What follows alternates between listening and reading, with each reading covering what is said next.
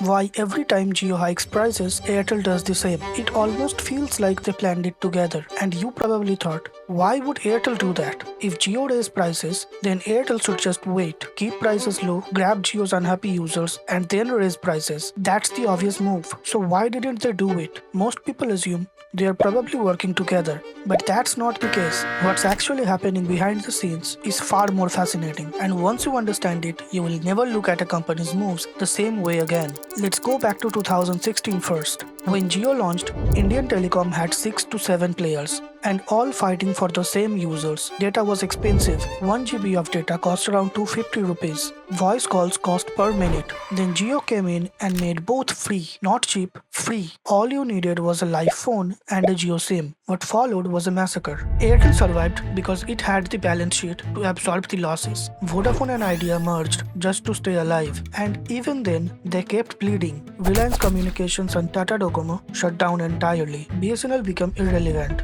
By 2020, India went from 6 telecom companies to essentially 2, just Jio and Airtel, with Vodafone barely surviving on the side. That's the setup. When there are 6 players in the market, they compete on price. So price stayed same for longer. Each company was disciplined by the others. But when you go from 6 players to just 2, that competition disappears. Now let's go back to the first question. When Jio raised their prices, why don't Airtel just hold? To understand that, you need to understand game theory first. Game theory is the study of how you make decisions when your outcome depends on the other person's actions too. You can't think in isolation. The most famous example in game theory is called the prisoner's dilemma. 2 people are arrested. They are put in separate cells. The police tell each one, if you betray the other person, you go free and they get 10 years. But if you both stay silent, you both get 1 year. But if you both betray each other, you both get 5 years. So if it is a one-time thing, it makes sense to betray. But if the same 2 people are making the same choice every day, every quarter, or every pricing cycle, betraying today means the other person punishes you tomorrow. And now you are both worse off for longer. This changes everything. When the game repeats, rational players stop betraying. Not because they trust each other, but because they have done the math. And cooperation pays more than defection over time. Jio and Airtel play this game every quarter. To visualize how trapped they normally are, economists use something called kink demand curve. Imagine the market price is right here, at this point, or kink. In economics, this point is called Nash Equilibrium, named after the mathematician John Nash. It means that given what Jio is doing, Airtel is playing its best possible strategy, and vice versa. Neither player can improve their position by changing their moves alone. If Airtel tries to break the status quo by cutting prices below the kink to steal Jio's users, Jio will instantly match the cut and protect its territory. Both end up in a brutal margin-destroying price war. Because a price war cut gets matched immediately, cutting prices doesn't gain you market share, it just bleeds everyone. On the flip side, classic theory says if one company tries to raise prices above the kink alone, the other player will just sit tight, keep their prices low, and happily steal the leader's frustrated customers. Because of this double-edged sword, prices get stuck. But this brings back to our big question. If Nash Equilibrium forces them to stay stuck at the kink, why does Jio break it anyway? Because Jio understands the game theory. Jio knows that if they raise prices, Airtel's best response isn't actually to sit tight.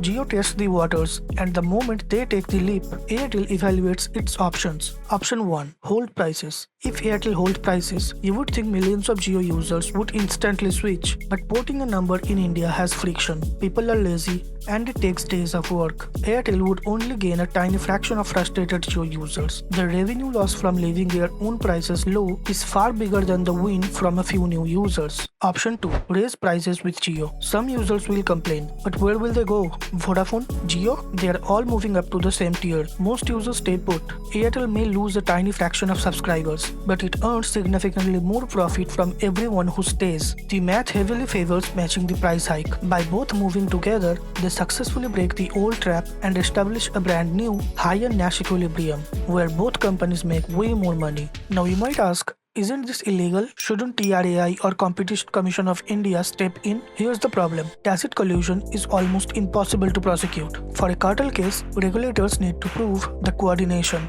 A meeting, call, email, a document. Jio and Airtel don't need any of that. They are using publicly available information. That's legal. This is why Vodafone's survival matters here. As long as Vodafone exists, even barely, there's a third option. The moment Vodafone collapses entirely, nothing disciplines price. The government knows this. That's partly why they keep giving Vodafone lifelines. Not because Vodafone is strategically important on its own, but because the duopoly market is worse for consumers.